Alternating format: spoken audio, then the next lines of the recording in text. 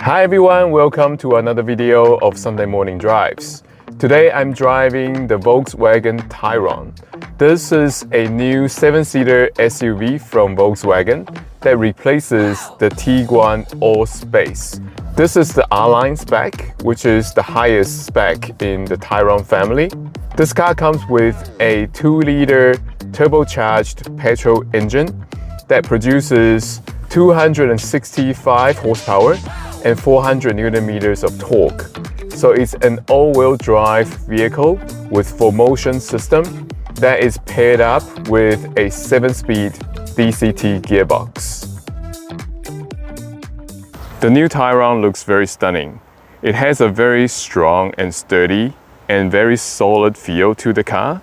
In the front, all the vents are functional, and we have a couple of vents on the side to allow air to pass through the front face to reduce drag. Up here we have the logo, the R-Line logo as well, LED lights, and this daytime running light that runs all the way across the front face. The side profile also looks quite strong with a hunch over the back wheel arch that makes the car look a bit more sporty. At the back, the design also looks quite layered with a wide stance, and we have a full LED tail light that runs all the way across the rear. The Tayron comes with 20-inch alloy wheels at standard, and the tire sizes are 255, 40, R20. The Tayron R-Line doesn't come with a sunroof at all. So for a large SUV like this, without a sunroof, it makes the interior feel a bit dark. Something really cool is the rear logo also lights up. You have this red glow inside the logo, which makes the car looks quite interesting from the back. The rear tailgate is electrically operated. You have about 850 liters of space with the third row folded down. Under here, we have a spare wheel and tools for your emergency use. There are levers inside the rear boot space. You can pull to release and fold down the second row as well. To put up the third row, there are tabs you pull up so the third row seats stand up. It does come with its own headrests. To access the third row, you pull this tab here so you can move the seat forward and get into the third row from here, and pull this back. So the third row is actually not too bad. It's usable for a short trip. We've got windows on the side, so there's light coming into the third row as well. To get out, you simply press this tab again, and the seat will fold forward so you can get out of the car from the third row.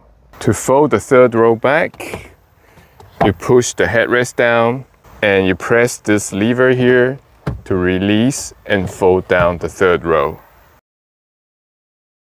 Moving inside the interior of the Tayron R-Line, I think the interior design is done quite well with an interesting layering, different materials, a good mix of different things happening. We have soft coverings in most areas where your hands can touch.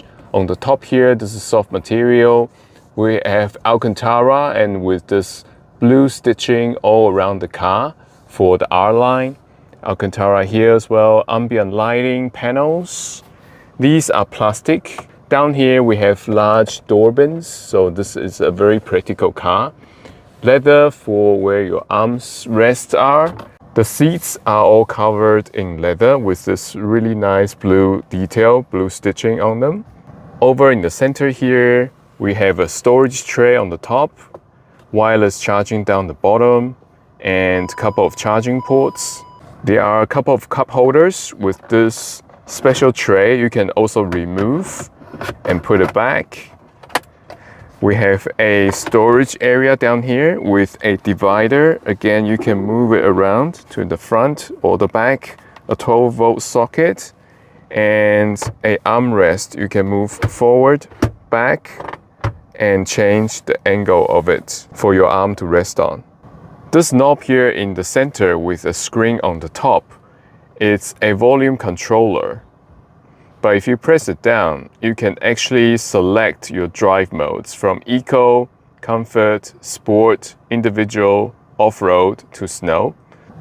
The steering wheel is your typical Volkswagen sporty steering wheel. It's fully lined in leather with perforated sides where your hands touch. There is a flat bottom for you to get in and out of the car a bit easier. On the left-hand side, these buttons are to control your adaptive cruise control, your volume. On the right-hand side, this is your track back and forward. And you can also use these buttons to customize the digital screen in front of you. So you can have different views that you can choose from. You can also use these buttons to customize the information you want to see on the right, on the center, and on the left-hand side of your screen. The drive selector is actually located on the right-hand side behind the steering wheel. So you push forward to drive, backward for reverse, and press for park. These front seats, they are pretty amazing. They feel like large sofas that you sit on. They are very plush and give you a lot of support, both on the sides and also the lumbar support is really great. Down here, these are the electric adjustable controls for your backrest, your seat up, down, forward and back, your lumbar support, your massage function. And it also comes with 3 memory settings for both the passenger and also the driver's seats. For the headrest, you can also press this button here to move it forward and backward. Moving to the back of the Tayron. Again, this is a very large SUV. It's a 7-seater, so there is plenty of space at the back. You have a lot of legroom and also a good amount of headroom as well. It's a shame that this car in New Zealand doesn't come with a sunroof.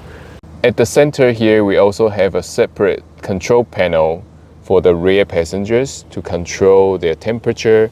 There are ISO fixed points for both the rear seats. We have pockets behind both seats, and we have a large door bin on the door as well. On the door card, all these are soft touch materials, Alcantara leather. The rear passenger also gets sun blinds for their windows. The central infotainment screen is also quite large and very easy to use. This is the latest version of the infotainment system.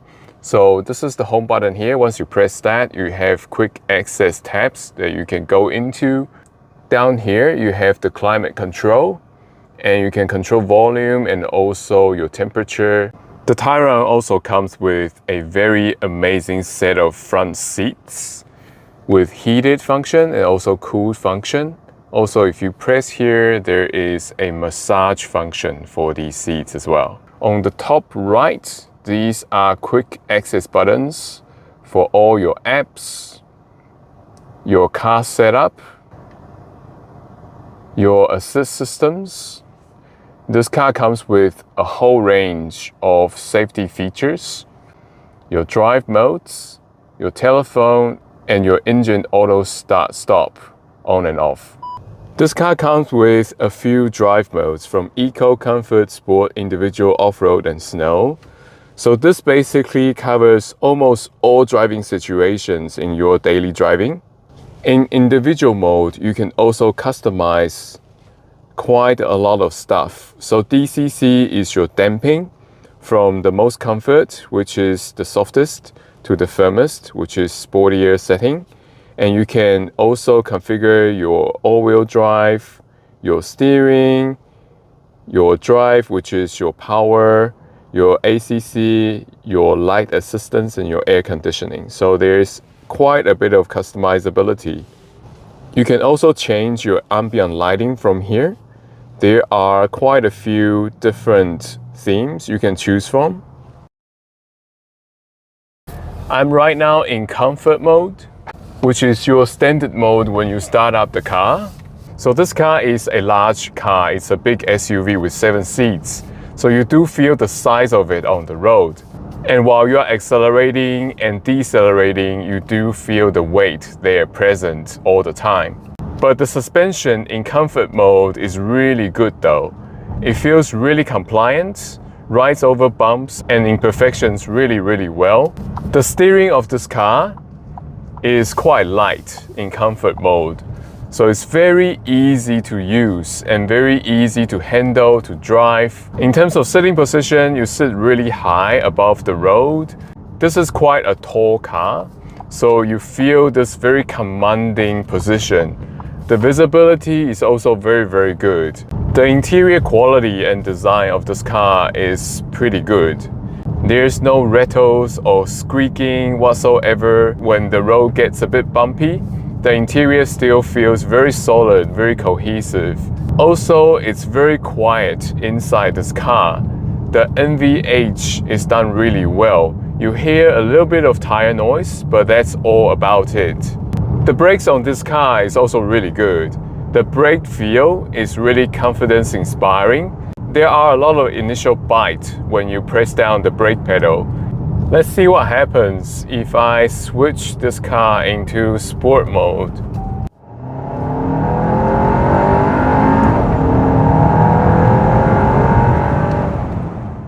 Once you step on the gas pedal, there's a bit more sound coming to the cabin. The throttle response is also a little bit more sharper. And in terms of power, I think for a big and heavy car like this, the power is just adequate. The power figure is around 265 horsepower and 400 newton meters of torque. Even in sport mode, there's a bit of tiny delay in terms of throttle response.